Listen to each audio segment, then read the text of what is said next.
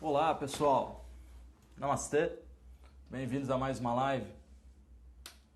Vocês me escutam bem? Confirmem para mim que o áudio tá bom. Deixa eu ver se eu mexo na luz um pouquinho.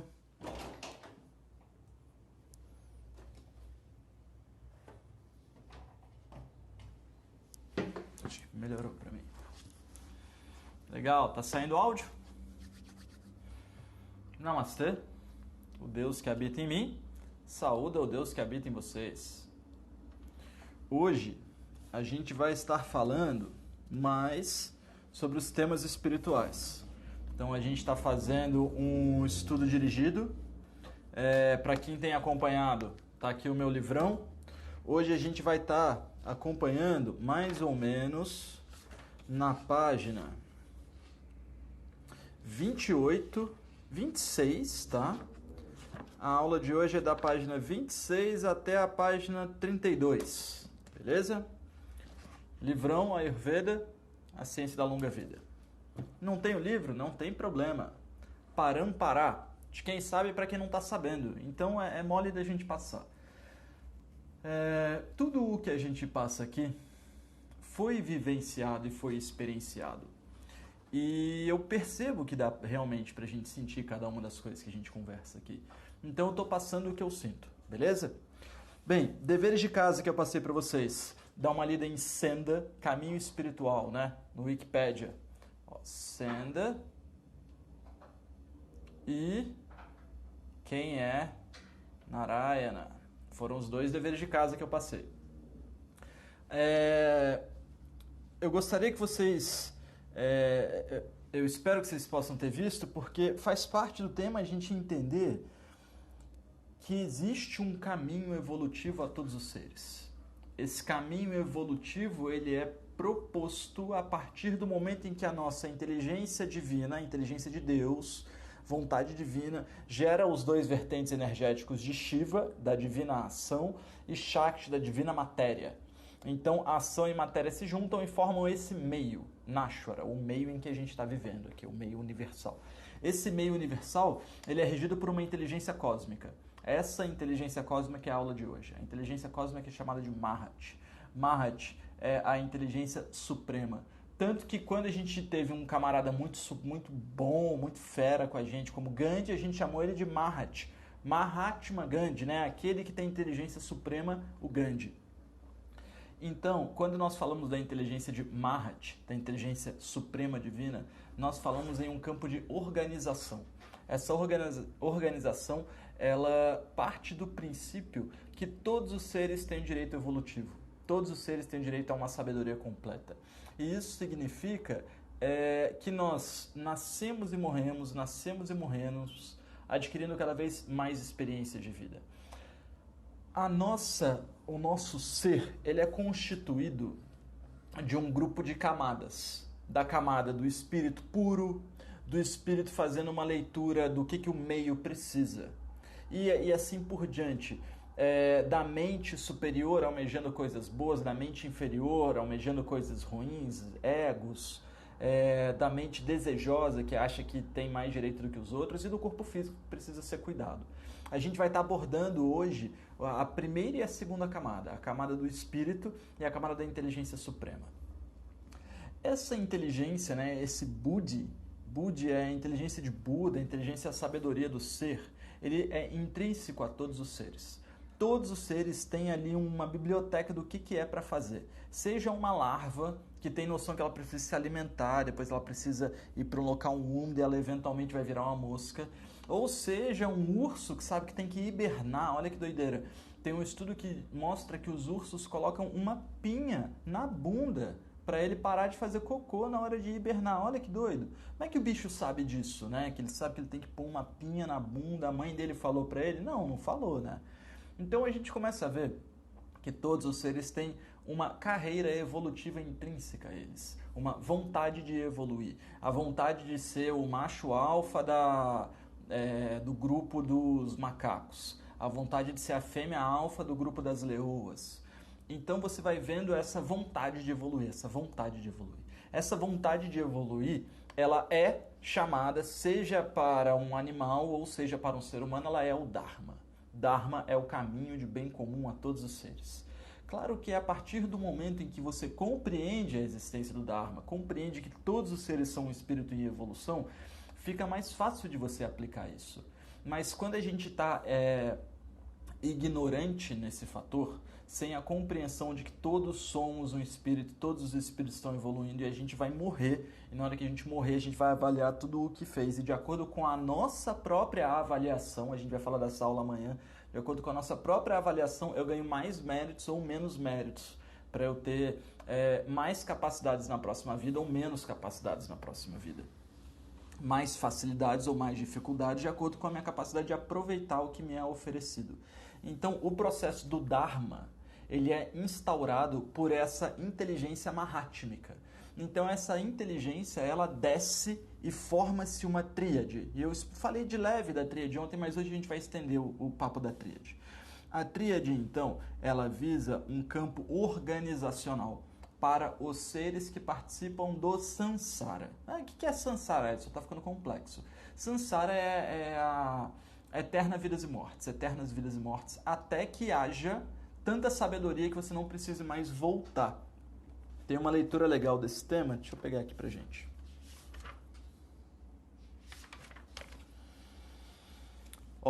O ciclo, página 32, a tríplice Sansara.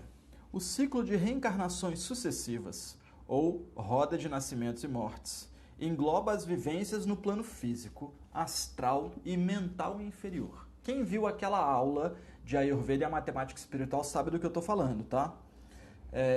Então, engloba, ciclo de vidas e mortes engloba quem vive e morre. É o meu ser no plano físico, astral e mental inferior.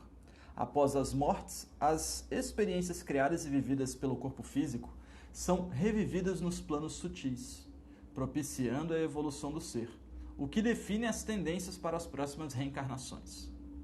As assimilações de conhecimentos e experiências durante as vidas pretéritas, as vidas passadas, poderão ser usadas na preparação para uma próxima reencarnação, estando os pensamentos mais edificados e elevados, criados pelo ser armazenado no plano mental inferior, onde serão vivenciados após a morte física.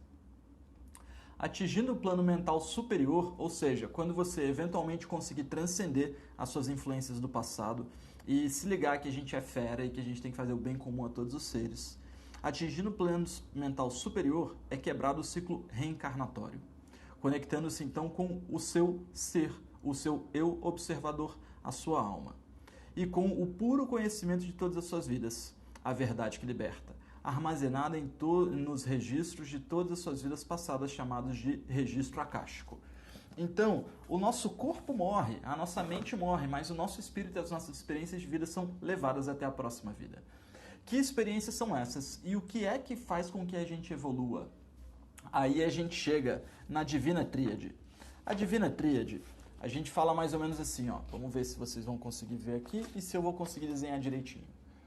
A inteligência divina, Mahat, né, nossa inteligência suprema, desce e ela forma uma tríade, tá? Um triângulo. Esse triângulo é feito de divina sabedoria, divina devoção e divina ação. Então, essa é a lei da nossa mônada. Essa é a lei do local que a gente vive, do nosso cosmos, da Via Láctea. É a lei da divina sabedoria, da divina devoção e da divina ação. Para a gente entender bem esse conceito, eu separei aqui uma história de Buda, Krishna e Jesus. Os três avatares mais conhecidos para a gente, Buda, Krishna e Jesus, eles trouxeram as seguintes informações. Buda dizia que a diferença de um ser iluminado e de um ser não iluminado é a simples consciência de si mesmo.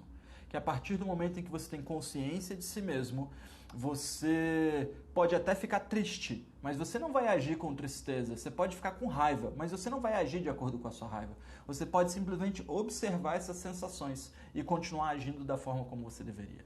Buda dizia então que a diferença entre um ser iluminado e um ser não iluminado é a simples consciência de si mesmo. E que para ter consciência de si mesmo é só você respirar adequadamente. Então quando você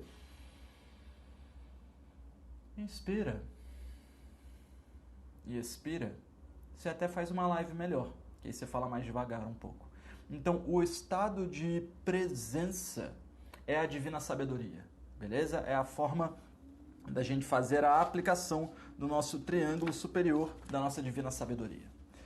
O que Krishna ensinava, né? O avatar que veio na Índia? Ele chegou em um tempo onde o último grande império indiano estava começando a ficar em decadência, porque ele tinha um rei muito bom, tipo um rei Salomão da vida. Só que esse rei teve um filho que não era muito bom, Duryodhana. E Duryodhana, ele, que era o príncipe, né? Ele tinha inveja de tudo e de todos. E ele ia ferrar o reinado. O rei sabia disso. Aí o rei chamou o sobrinho dele, que era o general até. Falou assim: Arjuna, meu nobre guerreiro, Arjuna, o nobre arqueiro,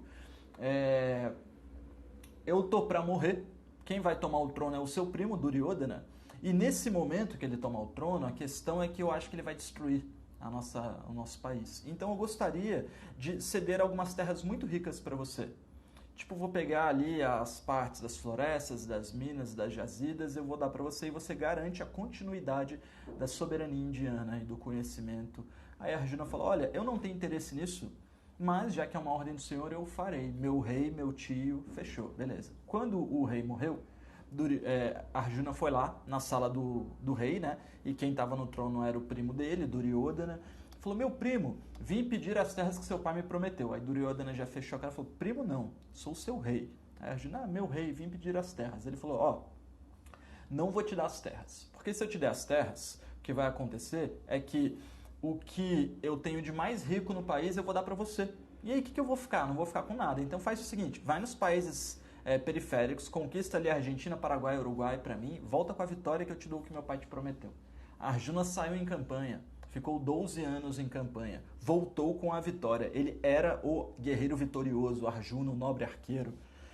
Quando ele voltou com a vitória, ele falou assim: tá aqui, Duryodhana, agora eu quero as minhas terras. Nessa hora, Duryodhana fala assim pra ele: olha, não vou te dar suas terras, porque eu não vou te dar. Aí Arjuna: cara, por que você prometeu? Eu falei: não vou dar porque eu sou adármico, eu sou o oposto de Dharma, eu sou aquele que faz tudo errado. Arjuna fica puto, bate a porta e fala: ah, cara, não vou guerrear por causa disso não. Porque o meu exército, o exército de Arjuna, é do tamanho, é o maior exército que tem, mas quando Arjuna saiu em campanha, Duryodhana criou o próprio exército dele. O exército de Arjuna é feito dos amigos de Arjuna. O exército de Duryodhana é feito da família de Duryodhana, que é a mesma família de Arjuna, e os exércitos eram de igual proporção. Aí Arjuna falou assim: cara, eu não vou guerrear com meu primo, com o próprio reinado contra o próprio reinado, indianos contra indianos, isso não faz sentido, não vou fazer isso. Nessa de não fazer isso, Krishna se materializa na frente de Arjuna, como Jesus teria aparecido para Paulo, um guerreiro, né? E Jesus diz assim, Krishna diz assim para Arjuna: por que você não vai guerrear? Arjuna falou assim: cara, porque eu vou matar todo mundo, não vai sobrar nada para ninguém. Krishna: olha, mas você tem o espírito mais evoluído, você é o maior Dharma, você tem o maior Dharma do planeta e você é guerreiro. O Dharma de um guerreiro é destronar o imperador adármico. E o seu primo é o maior imperador adármico que já habitou o planeta. O seu primo tem o maior adharma do mundo. Ele precisa ser destronado. A Arjuna fala assim: cara, não vou, todo mundo vai morrer. Aí nessa hora começa o Bhagavad Gita. Começa a história do Bhagavad Gita, onde Krishna coloca Arjuna na carruagem e começa dizendo para ele: uma árvore seca não se rega a raiz, arranque-a fora e plante uma nova. Essa regra deve ser estabelecida em todos os casos até que haja restauração do Dharma. Nesse momento, Krishna começa a dizer para Arjuna por que a divina ação tem que ser tomada. Independente de todo mundo morrer, a divina ação é o mais importante do momento. Então a gente falou de Buda, divina sabedoria, estar consciente, estar prestando atenção, e Krishna, divina ação, ensinando pra gente que, às vezes, essa é muitas vezes uma questão de uma consulta. A pessoa tem que se expressar. Não adianta: mas me xingaram, vou ficar quieto. Estão montando em cima de mim, vou ficar quieto. Minha família não me deixa fazer nada, vou ficar quieto. Eu não consigo me expressar na escola, vou ficar quieto. No trabalho, daqui a pouco a pessoa tá assim, ó, tá quieta, né? Tá toda enfadonha, tá pesada. Então a briga precisa acontecer de vez em quando. Esse movimento do ser tem que acontecer. Então Krishna vai trazer esse avatar da ação. Vai todo mundo morrer, vai acabar o reinado. Cara, mas é o dármico, né? É o certo. Porque ao mesmo tempo a todo ser vivo é garantida a morte, a todo ser morto é garantida a vida. Então a gente viu dois avatares, Buda com a divino conhecimento, Krishna com a divina ação. E o que Jesus ensinava pra gente? Jesus, ele cortou caminho, pegou o atalho e falou assim: amar ao próximo como ama a ti mesmo e a Deus acima de todas as coisas. Só que tem uma pegadinha ali, né?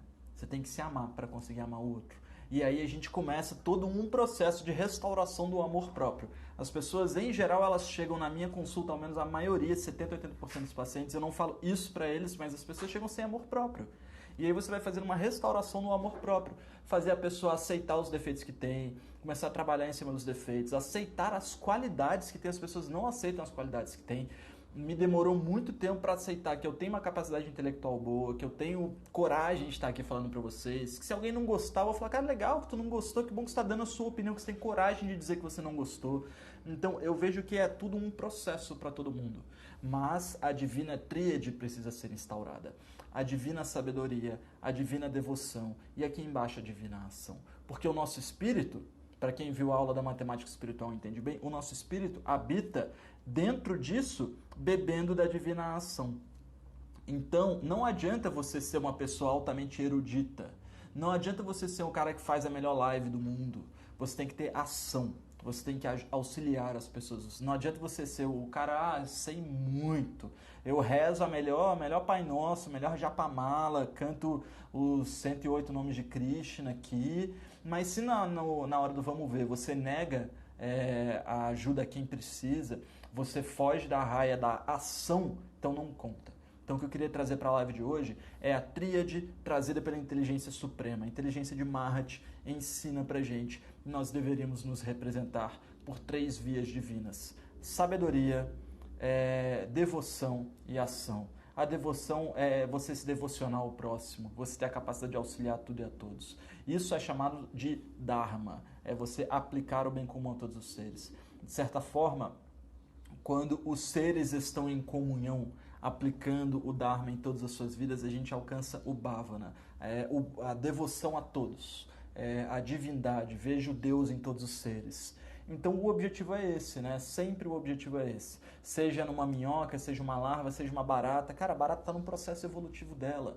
É cientificamente comprovado pelo programa Genoma que nós temos o DNA de todos os seres do planeta na gente.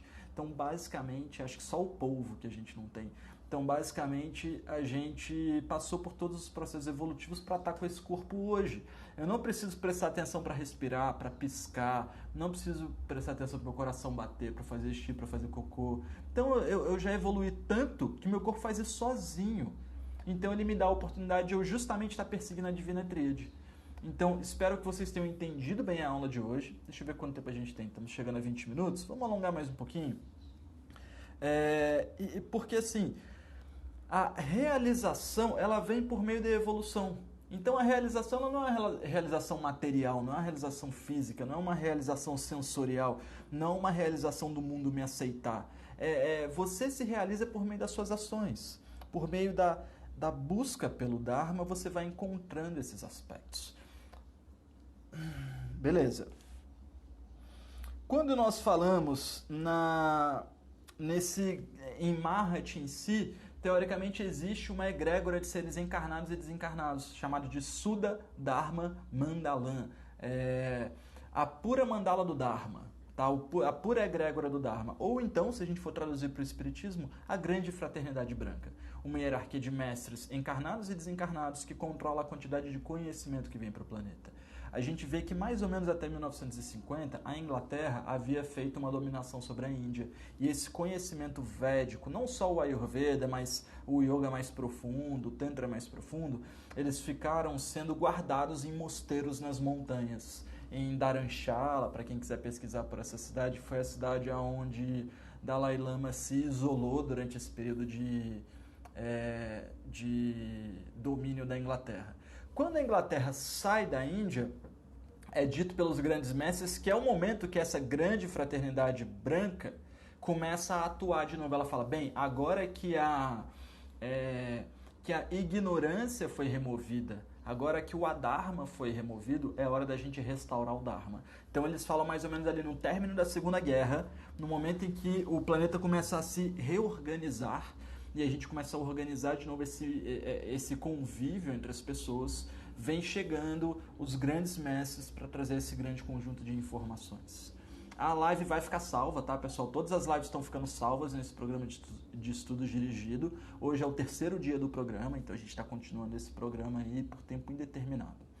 Virgínia, dicas para resgate do amor próprio. Olha só, eu sinto que uma das coisas mais importantes da gente fazer, e eu já vou dar a dica, né? Depois eu explico a dica, eu acho que ela é a Bíblia, tá? Pega uma Bíblia nova. Tem uma Bíblia que chama NVI, Nova Versão Internacional. Essa Bíblia ela é fácil de ler. Essa é a questão, ela é fácil de ler. Ah, mas Edson, Bíblia... Gente, olha que doideira, cara. Olha quanto livro, né? Vamos ver. Não tem muito livro, não. Mas acho que tem bastante também. Então, vamos lá. Um pouquinho de livro de um lado, um pouquinho de livro do outro, ali, pá, vai que vai, apostila, fotos e por aí vai.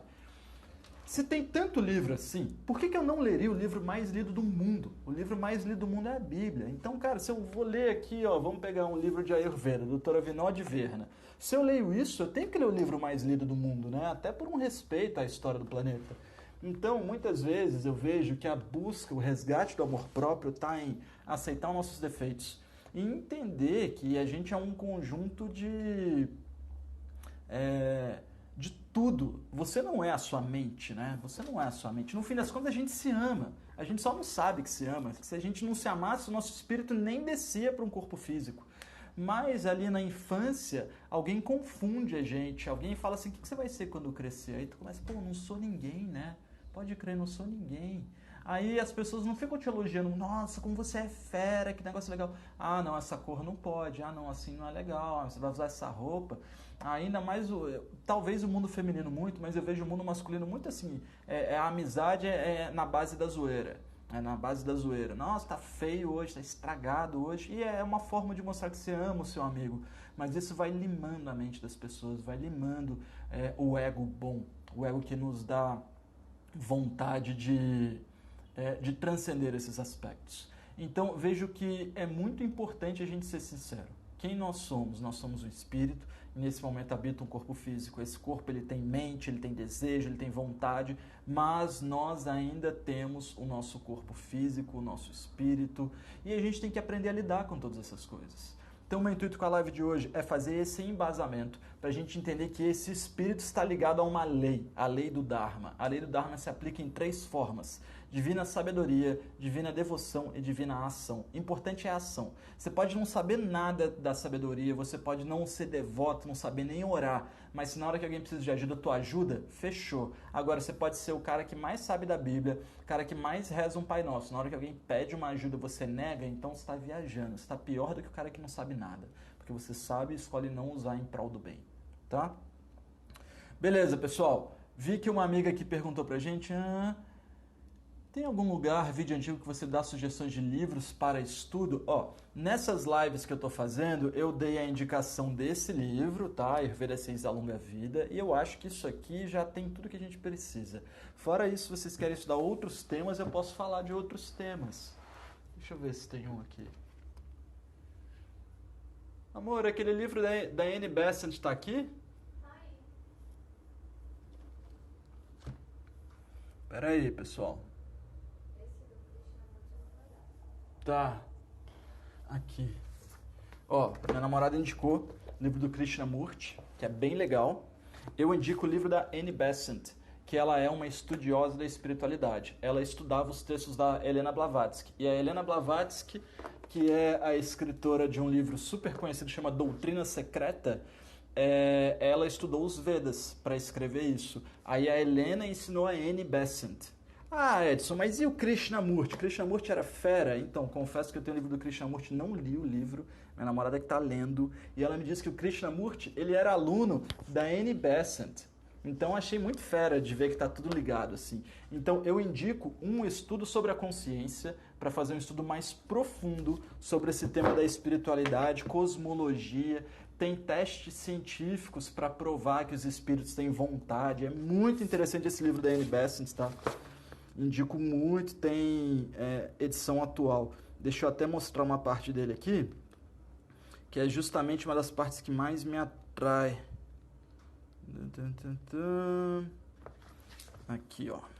Aonde ela faz com oscilômetro, um estudo com oscilômetro, isso aqui é a oscilação da matéria, mostrando que a vontade que uma grama tem de perseguir o Sol é a mesma vontade que um macho tem de perseguir uma fêmea, que um ácido tem de perseguir um antiácido. Então existe um campo de equilíbrio e ela consegue provar isso cientificamente para quem tiver a fim de ler, tá? Quem está a fim de ler a Bíblia, começa em Lucas, depois vai para Atos dos Coríntios, depois fica à vontade. Se você chegar em Atos dos Coríntios, Coríntios e Atos dos Apóstolos, então Lucas, Coríntios, Atos dos Apóstolos, se vocês chegarem até aí, me pergunta que eu falo mais coisa. Pessoal, eu vou passar o livro aqui porque acontece o seguinte, ó, quando eu coloco no YouTube, essas lives ficam salvas no YouTube e o pessoal não vê o chat. Então, ó, Estudo sobre a Consciência, da Annie Besant, tá? A editora é... Nem tô vendo a editora aqui. Beleza, tá? O Krishnamurti tem outras edições desse livro, tá bem? Fácil de encontrar, é a autobiografia dele. E eu acho que tá bom por hoje, beleza? Amanhã a gente continua, a gente vai estar falando sobre o nosso próprio espírito, a gente vai estar falando sobre a nossa, a nossa vida. Então a gente vai falar sobre morte, a gente vai falar sobre juízo final, sobre evolução ou falta de evolução, beleza? Namastê, pessoal. Espero que vocês estejam gostando. A gente se encontra amanhã, 12h40. Hoje é quinta-feira, tem aula pra galera da turma de nutrição, 8 da noite, tá? Da turma 4. Se você é da turma de nutrição, turma 4, você já recebeu alguns convites por e-mail, não deixa de acessar. Namastê, pessoal. Até a próxima.